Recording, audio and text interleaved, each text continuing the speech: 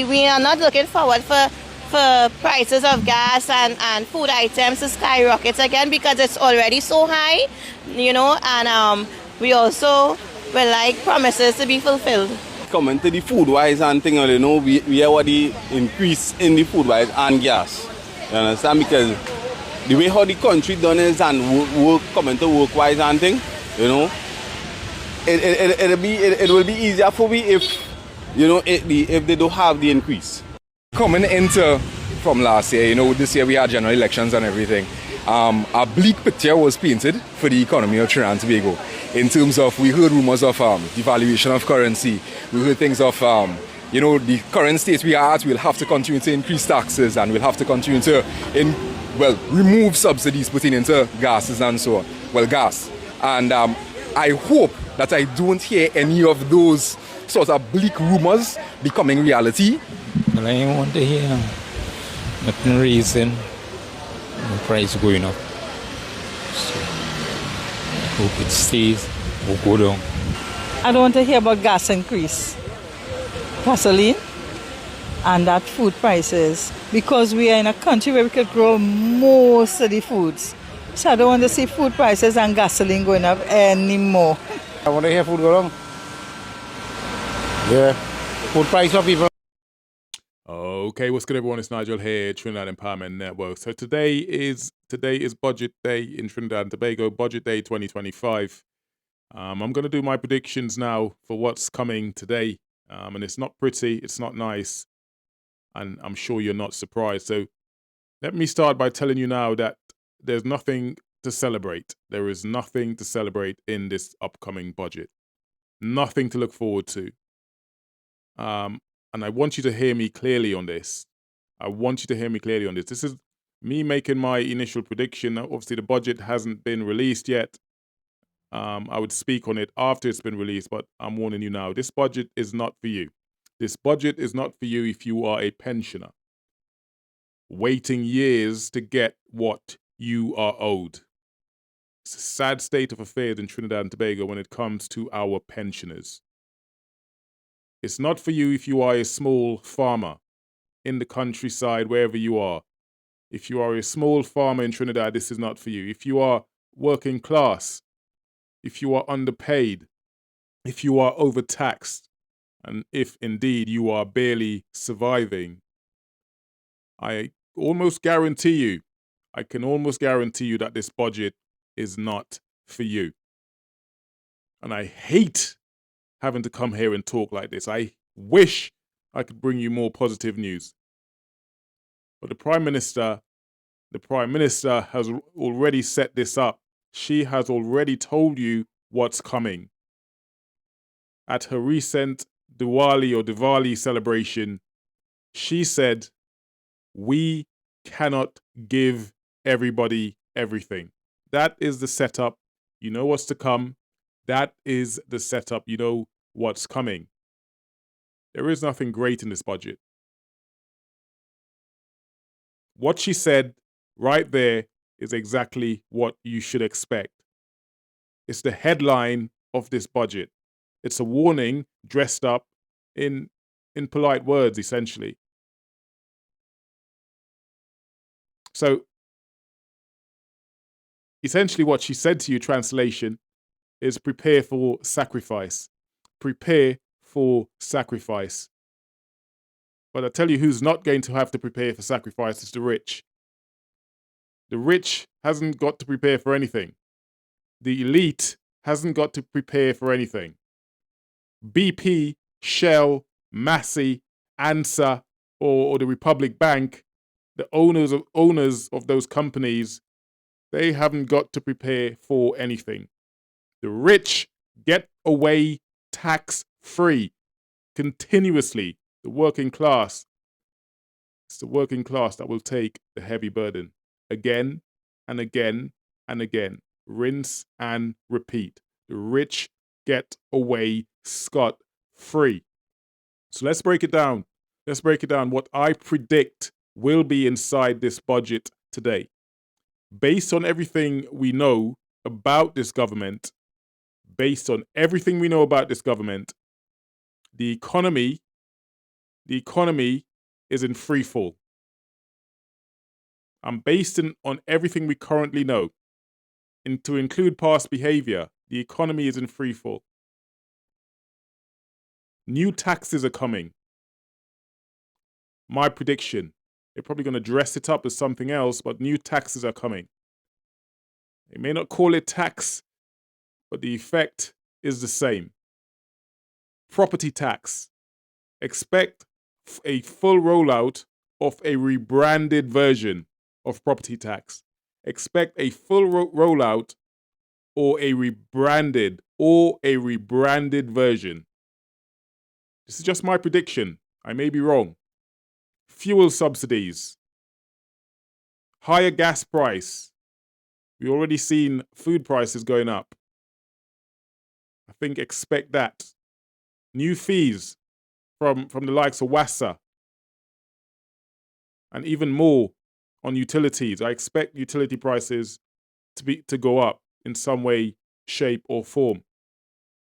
This budget, I believe, will hit you. This will hit you. The everyday citizens I'm talking about here. Not the elite, not the rich. The everyday citizen. Not the corporations making billions tax-free. No, they get away. They get away with it.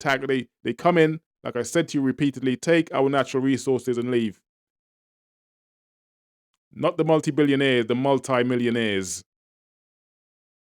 No help for workers or small businesses. No help for workers or small businesses. Don't expect that.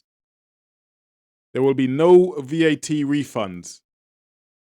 There will be no VAT refunds, no wage increases, no serious support for small businesses, just red tape and empty announcement.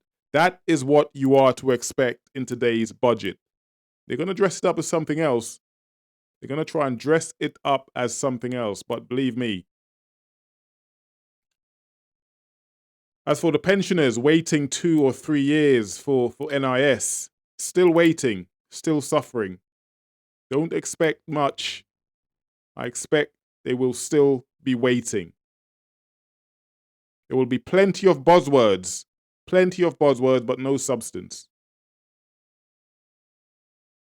They will talk about things like digital transformation.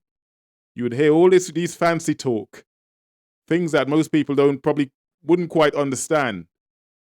Digital transformation, tech hubs, youth innovation, but behind the big words, behind all of these big words, I expect there to be no substance, no plan, no timeline, and zero investment.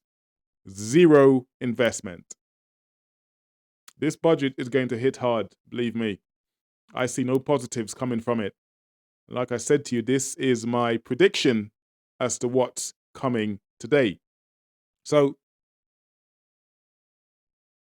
you may see a rebranding of CPEP and URP, a rebranding of CPEP and URP, nothing more. And believe me, I don't mean to laugh when I'm, when I'm doing this, when I'm talking about this, but if I don't laugh, I'll probably shed a tear, and I don't want to do that either. The energy lies will continue. The energy lies will continue. Expect them to brag about the Dragon's gas deal, but you know the truth. You know the truth. We know that Venezuela, we know that Maduro hasn't agreed, hasn't signed off, hasn't even responded. We haven't even negotiated with Venezuela on behalf of America in regards to this so-called Dragon's gas deal. The US, as you know, hasn't given Trinidad and Tobago a full OFAC license. There is no full OFAC license from the US. It's a driver's permit, essentially, a temporary driver's permit to talk to Venezuela, something we haven't done yet. And Trinidad still has no control over this deal, as you know. Zero. The United States gave us permission to talk to Venezuela because America is not interested in doing it themselves. So it's a fantasy. And whilst they wait, and whilst we wait, no new Forex is coming, by the way. No new foreign exchange is coming to Trinidad and Tobago. This budget will not address the real issues you face. It will not address the real issues you face. Rising food prices, rising fuel prices, the debt crisis, the shortage of foreign exchange, the black market growing every day. I haven't even touched on crime. I haven't even touched on crime. Massive unpaid bills, the pensioners who haven't. I still receive comments or message weekly about pensioners in Trinidad who are still awaiting their pension, haven't been paid for years. As you know, the wealth in Trinidad and Tobago, not just Trinidad, but the wealth is hoarded by the top 1%. So as you know, they will not tax the rich. They will not tax the rich. They will not fix the central bank broken foreign exchange system. And they certainly will not hold BP or Shell accountable. This is why we stay poor. This is why you do not have money in your pocket. This is why you haven't had a pay rise. This is why you quite possibly haven't got a job in Trinidad and Tobago. The budget is not people-centered. It's politically centered. This is my prediction. This is just my prediction. I may be wrong. I may be wrong. The budget is about securing votes and protecting the status quo, the elites, the rich. They will probably pave a few words or drop a few hampers here or there to try and pull the wool over your eyes. Hand out some laptops in UNC constituencies, quite possibly. But the systemic issues of inequality, the systemic issues of poverty, the systemic issues of crime, food security, foreign exchange will not be solved. Mark my words. Mark my words. So I'm going to conclude on this by saying you are going to hear a lot of spin today. You are going to hear a lot of spin today. Do not fall for it. Do not fall for it. Ask yourself, is your life better than it was last year? This is a question you have to ask yourself today. Is your life today better than it was last year? Or maybe a few months ago? Yeah, it's going to take time. All of this is going to take time, blah, blah, blah. Yeah, okay. Ask yourself, is your life better than it was last year? Has your salary kept up with food prices and gas prices? Has your salary kept up with inflation? Are you seeing justice for pensioners? Do you know a pensioner who hasn't been paid? Are you seeing justice for pensioners, for small businesses, for farmers? A country that relies on 80% of its food being imported from the United States, and food prices in the United States are on the up. So if the answer is no to all of this, if the answer is no to all of these questions, then know this. You have been sacrificed again. There is no winning happening here. There is no winning happening here, despite whatever aisle you sit on, UNC or PNM.